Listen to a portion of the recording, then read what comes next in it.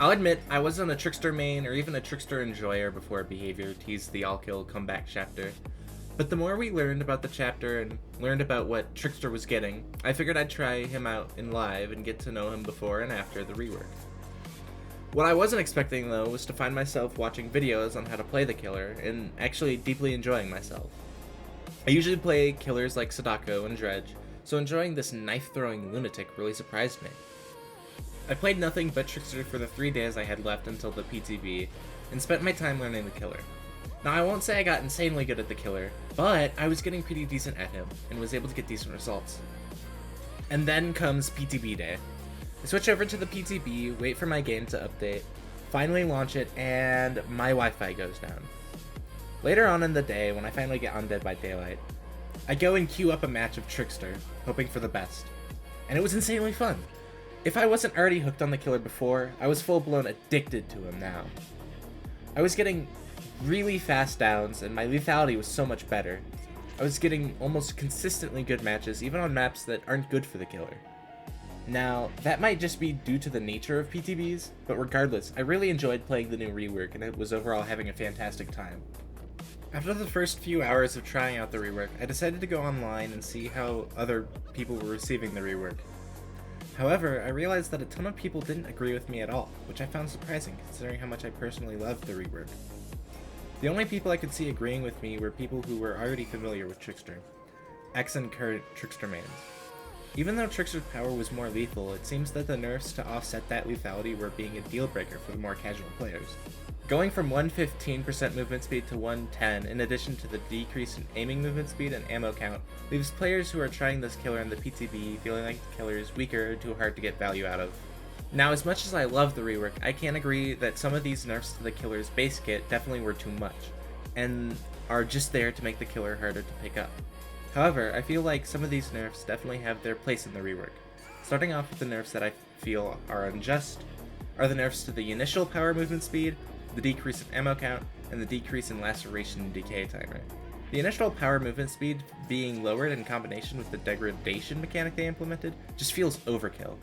The decrease to the ammo count, while making sense, just only serves to punish newer players who aren't used to the Trickster's aiming and playstyle yet. Finally, the laceration decay timer being decreased alone would be fine, but in combination with the decreased movement speed, means that losing a bit of distance and trying to catch up can make you have to start from the beginning again, or more likely just give up the chase entirely. How should these nerfs be tweaked?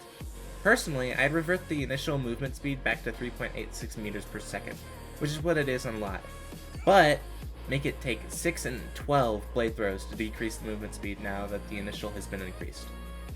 I would also increase the ammo count up to 40 just to give some extra leeway, but still take the decreased time to kill into consideration. And for the laceration decay, just increase it back up to around 15 seconds, since the 110 movement speed already does enough to give survivors a better chance to make distance and get rid of laceration. Now for the nerf that I think was justified, but also the nerf that is the most controversial. The decreased movement speed.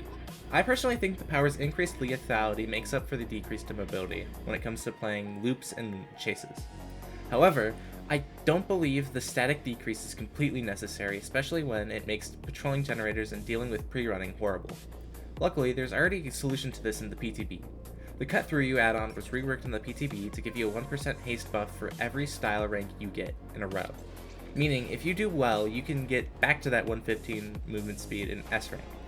However, I don't think this add-on should be completely base kit, and I'll talk about why in a second. To move on, while the nerfs are the most talked about topic when regarding the rework, I also feel like we need to talk about S rank and more specifically what it gives you. I think the overall buffs you get while ranking up are really good, make it worth giving attention to the style meter.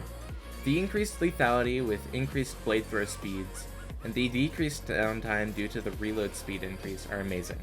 However, S rank has the downside of a 44 meter tear radius, which allows for insane pre-running while not getting enough in return for it, especially when Trickster is still a 110 killer who suffers against pre-running.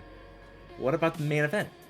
While it is a really good downing tool that even got a duration buff, it most of the time isn't worth sacrificing your S rank to use, and isn't even a good reward for the build-up.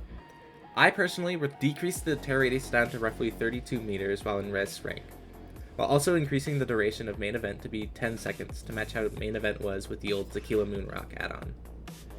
And maybe to offset people's complaints about the movement speed, Trickster could always be 115 in S rank, but they changed the Cut Through You add-on to add incremental haste for the style ranks up to A tier instead of S tier. That way, the add-on still has the use for lower tiers, while S rank always has a guaranteed 115 movement speed to offset pre-running in the increased tear radius. I ultimately will love this rework when it comes to live, even if it doesn't get that many changes from how it is now. However, it isn't a perfect rework, and I hope that Behavior will tune it in and make it the best it possibly can be.